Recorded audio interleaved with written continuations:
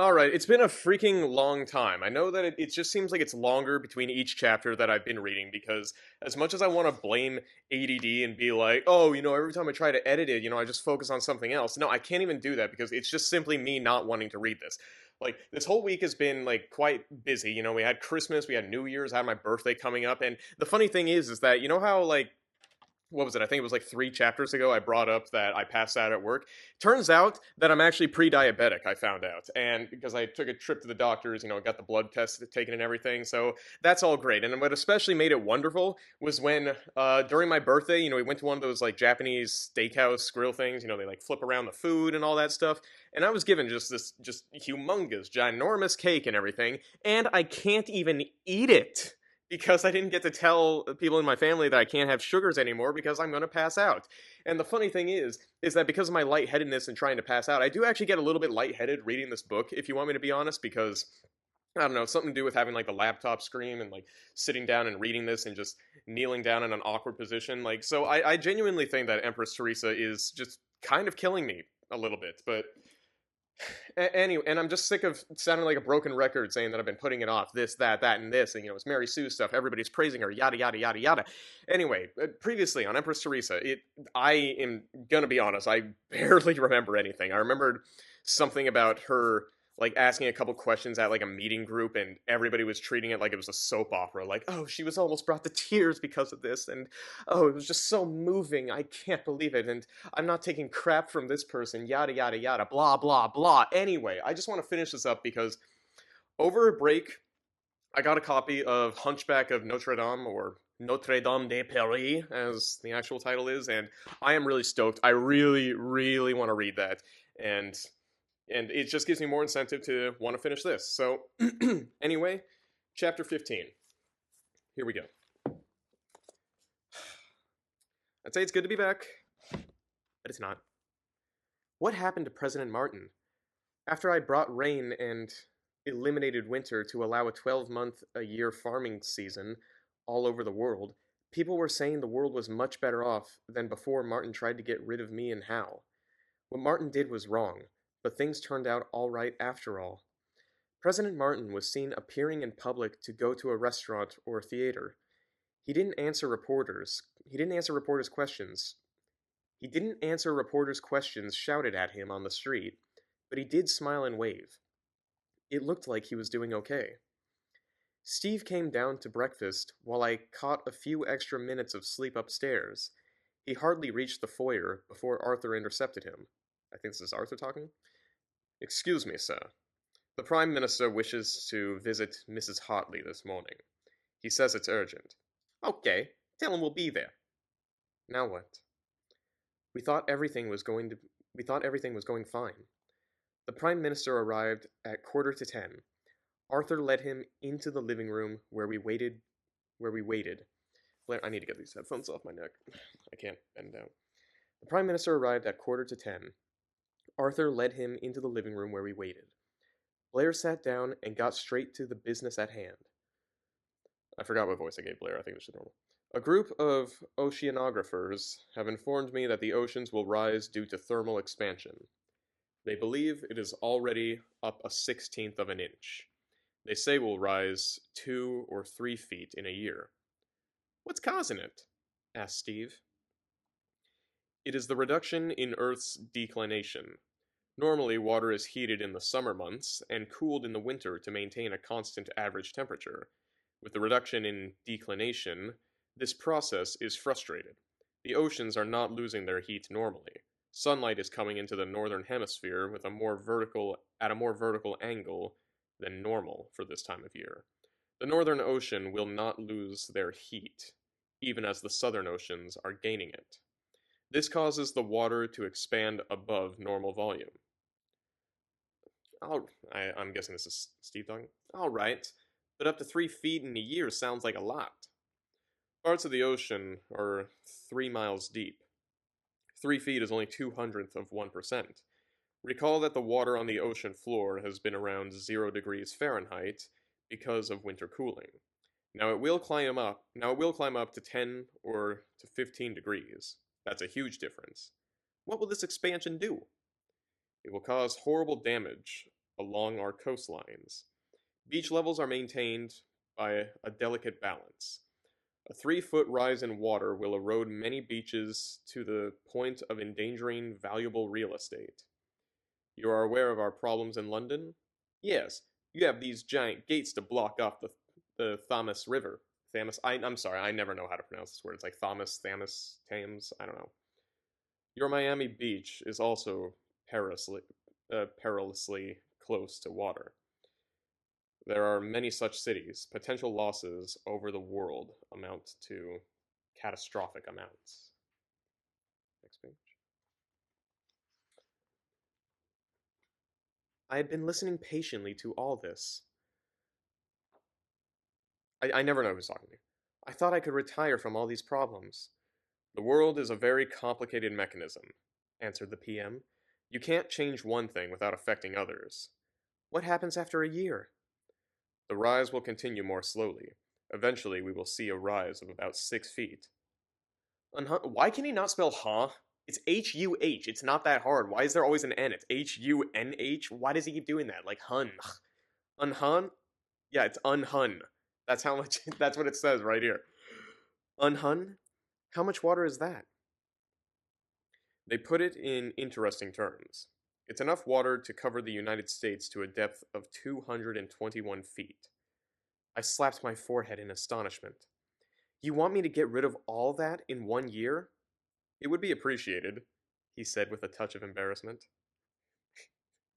Okay, I don't know if that's intentional, but that's actually kind of funny. It would be appreciated. I looked at Steve. Do you believe this? No, but it'll have to be done. Steve rose, and the PM automatically rose too. Thank you for your help, said Blair. I know this is most annoying. Yes, it's annoying that I have to do with this. It's not dramatic or anything. Annoying, let's go with that word. Steve smiled. The PM was close to using an expression he used himself when something went wrong. Arthur escorted Blair back to his limo. Steve said, I'll go make some calculations. He went upstairs to hit the computer. He returned 20 minutes later. You need to get rid of 1 cubic mile of water every 3 minutes for a year. Is that all? That's all. Will they ever leave us alone? No. Face it, my dear. You're stuck with Hal, and there'll be one problem after another. I know it's not fair. Who said life is fair? We struggle, and then we die. After this, we take a real vacation before we croak. I got to work on a new HAL program. It was a complicated one, and I needed 8 days to finish it. Then I moved my fingers along a plywood sheet to get HAL started. HAL lifted a cubic mile of water out of the South Pacific a few hundred miles from Antarctica on the Pacific side. It rose at 40 miles an hour, bringing it completely out of the ocean surface in 1.5 minutes. After 3 minutes, another cubic mile of water started rising. These 1 mile to the edge cubes rose slowly up to a height of 10 miles where the air was very thin. At that point, the complicated HAL program increased their speed to 100 miles per hour, but in a direction ahead of the Earth's orbital motion. In a short time, they reached the threshold of outer space and kept going. I increased their speed to 1,000 miles an hour, and then 2,000, and finally 3,000. Powerful radar systems monitored their rise. In 1 day, they were well above the Earth's orbit. They would never return. Okay. Yeah, there were edge cubes. Okay, I kind of lost what she was sending up. Where will they go? A science consultant was asked on television. They will go into orbit around the sun, well outside the Earth's orbit. I don't know who's talking. They can never get back down low enough to collide with us. To add to the effect, the solar wind will give them comet tails all over the sky. They should put on a spectacular show. I can't wait to see it. We set out on a leisurely tour of the British Isles. Certain famous places were obligatory destinations. Stratford upon Avon, I never know how to say this, sorry. Shakespeare's hometown.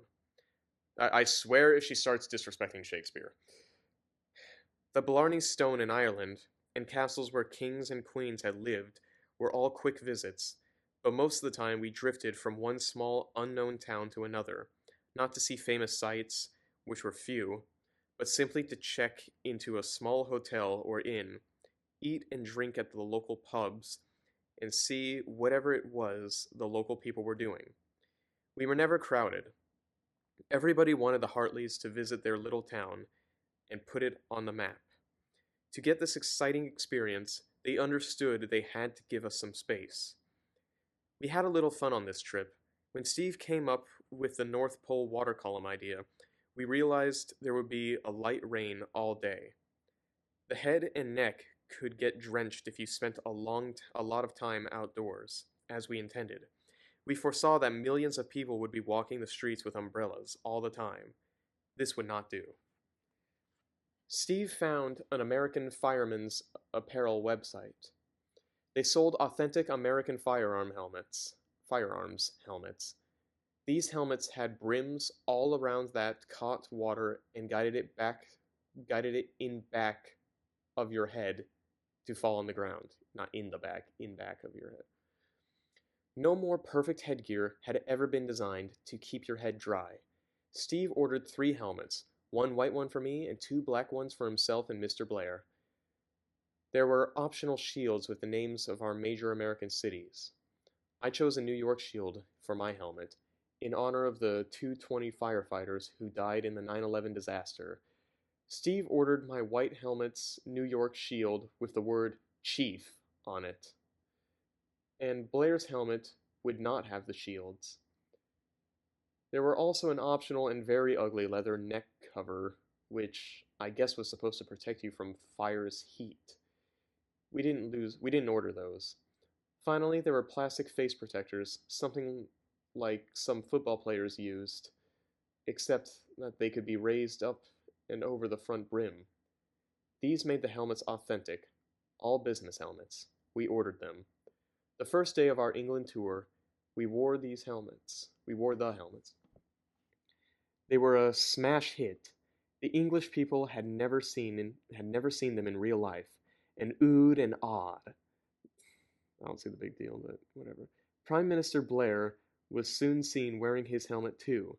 Many companies had already been making cheap, light knockoffs of American firearms helmets, and now they went into frantic production.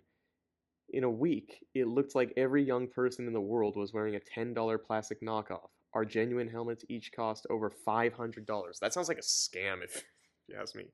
$500 for a bit of rain protection gear? And of course, it starts the new trends and everything, but, who cares? At this point, who cares? That's the least of our worries here.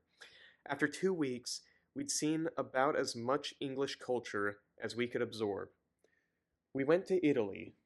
The Italians, like the English, knew they were not to crowd the Hartleys or the famous couple would leave. Occasionally, somebody tried to get himself on television by approaching us.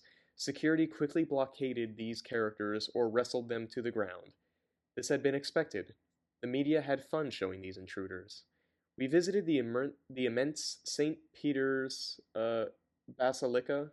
I don't know. The Sistine Chapel, the Colosseum, Pompeii, and Venice, which had the world's best pizza. I always thought it was Detroit, but I don't know. We did not visit museums. That was too tourist, and security in these crowded places would be a nightmare. Okay.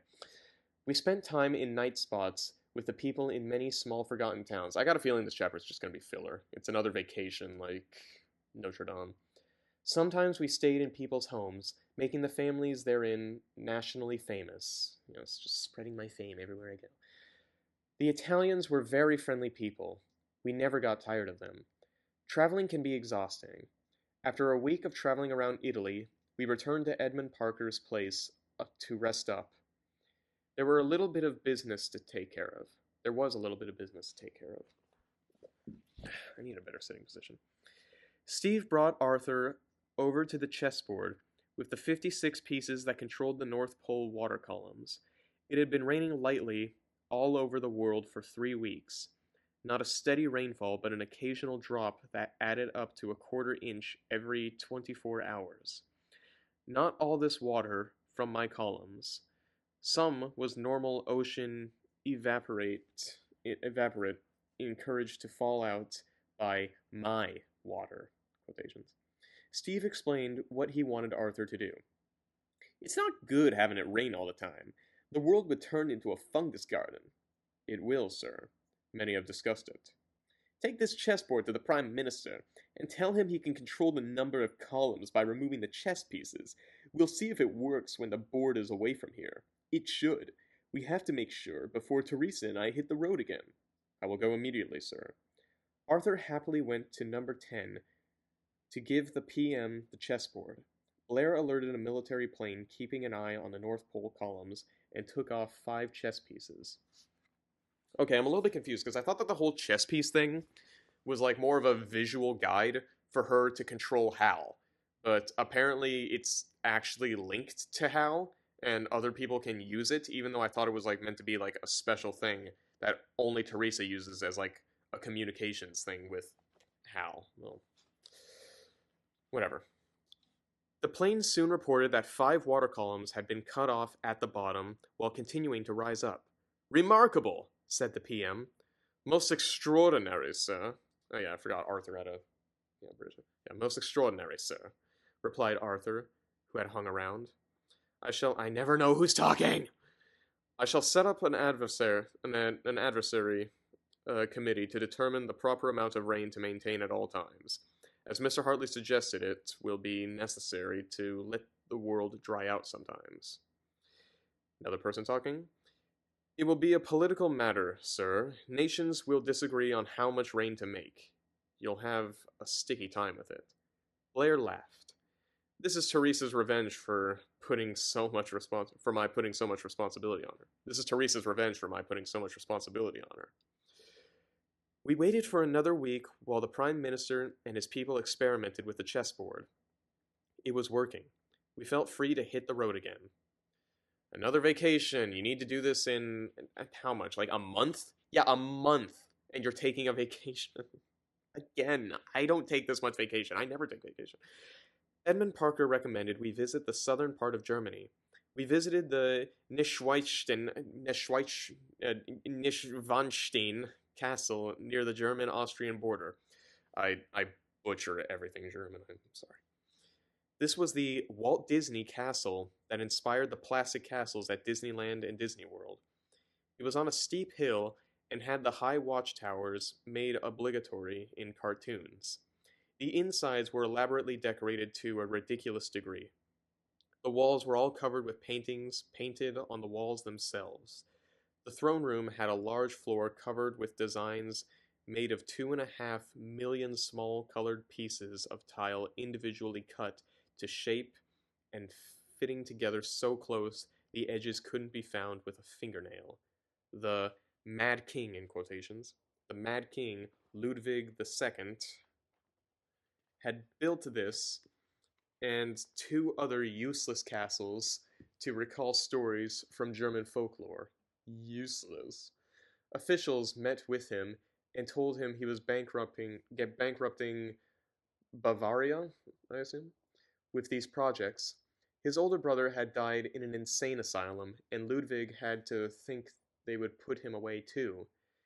3 days later, Ludwig's dead body was found in a nearby stream. I'm guessing this has nothing to do with anything. We headed back north and passed a vast open space covered with thousands of oil tanks extending beyond the horizon. We learned that Germany kept a 2-year supply of oil on hand in case the supply was cut off by war or international trouble. Still drifting slowly, stopping at small towns along the way, we arrived at Nuremberg just in time for Oktoberfest. This annual festival at most large cities was a carnival set up in a large open space. There were rides for kids of all ages and all the other attractions of carnivals, but the real reason people went to these things was for the beer tents. Huge tents were set up with tables and seats for thousands. There was a stage with bands dressed in traditional German costumes playing peppy old oomph papa songs. Everybody drank beer from 1 liter mugs. Waitresses with fingers like car crash jaws of life carried 6 of these mugs in each hand. This beer had twice as much alcohol as American beer. It was brewed fresh daily at local breweries, and the taste was wonderful. Steve had 6 mugs, but somehow managed to stay on his feet when he took his innumerable breaks.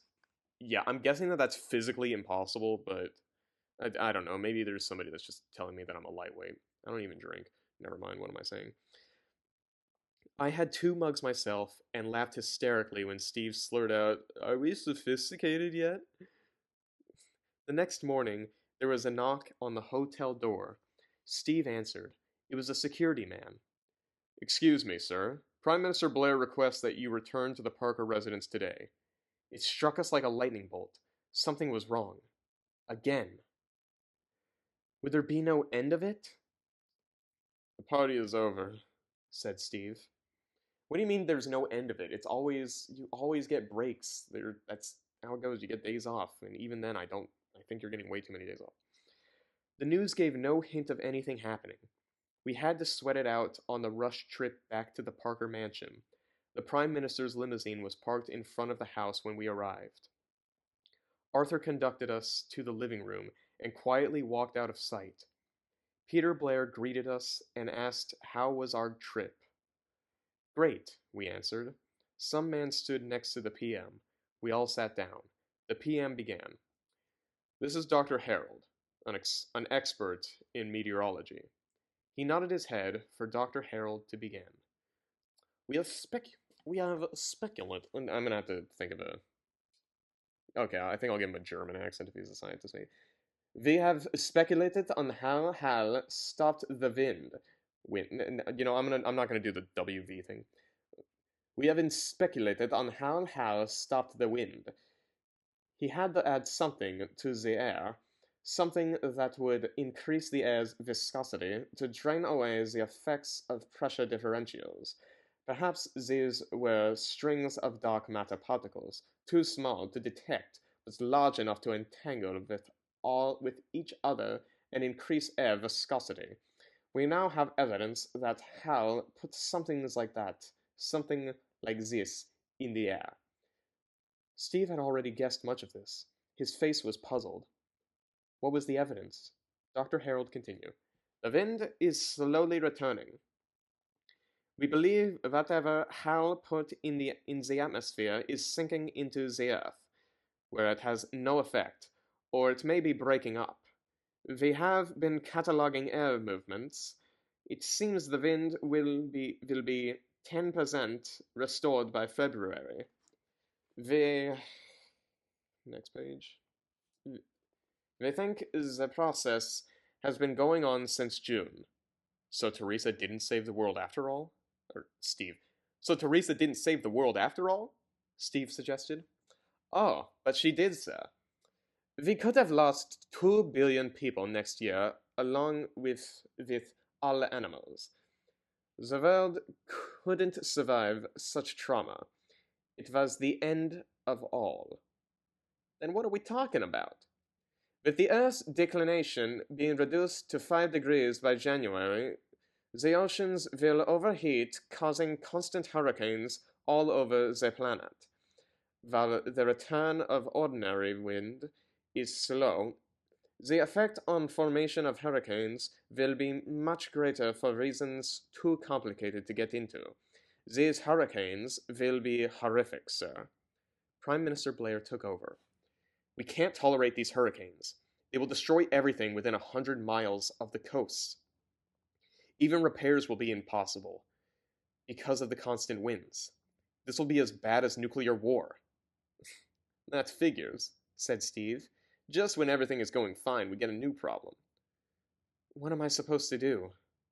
I complained. "Change the laws of physics? This is the most impossible problem yet." Blair said, "You have to return the Earth's declination to declination, whatever, declination. You have to return the Earth's declination to the original. I thought the Asians couldn't get through the winter. It will be hard on them. How hard? We may lose 500 million people. Steve protested. You can't be serious. We politicians are necessary evils.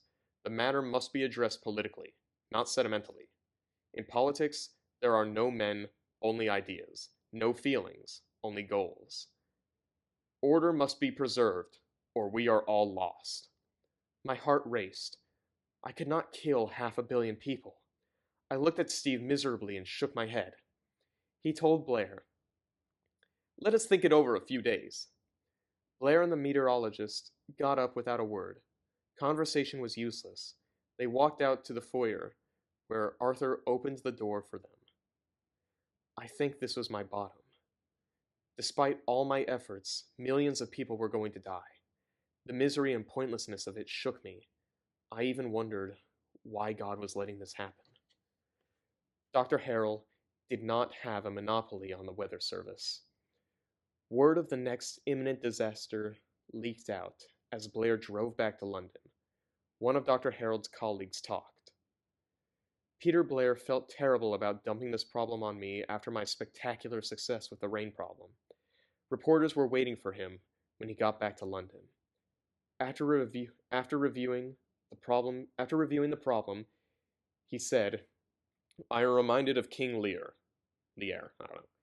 Before such sacrifices, the gods themselves burn incense. She won't sleep well. Uneasy lies the head that wears the crown. Poor Theresa. When her story is written, it will be said her adversary was not people in the world, but the world itself." Okay, that's the end of that. 80% filler, and 20% was that last part where there's another wind problem, something to do with Asia, and a potential ending to more life, like millions or something like that, even though making everything winter like 24/7 would already screw up the environment and ecosystems, causing certain foods not to grow in certain areas, certain animals to die, yada yada yada. If you had just skipped out all the Germany and vacationing and whatnot, this could have just been merged with the previous chapter. In fact, they really should have just done that. Just make it one chapter. Excuse me. Sorry, that's very rude of me. Yeah, this could have just been merged with the previous chapter, and crap, I felt like I was gonna say something. Yeah, like almost like a month later, I come back to basically read an entire chapter of filler. And you know what? Okay, what's the next chapter? I need to see it because a certain somebody, Kurenai Aki or Akai Yoru, whatever you want to call him online, he's been trying to talk me out of reading this, and he's certainly smarter than I am. But this whole thing has just been taking its toll on me. Let's see, 244 to 254. Okay, these following chapters, I'm not actually complaining much. Like once you start reading this, like this is just normal stuff at this point. In fact, this is probably one of the most, like, this wasn't a good chapter at all because it was mostly just really just Germany filler and all that crap. But it's only 10 pages long, so at this point, I really have no room to complain. The sooner I get done with this, the better off we'll be, and I am so looking forward to this because I really want to read Hunchback of Notre Dame after this. Anybody that's catching up, and I'm sorry it's been a long time, and I don't know. I don't want to keep anybody further by further ramblings. I'll just stop and probably cry myself to sleep or anything, even though I just woke up. But whatever. Have a good one, and bye.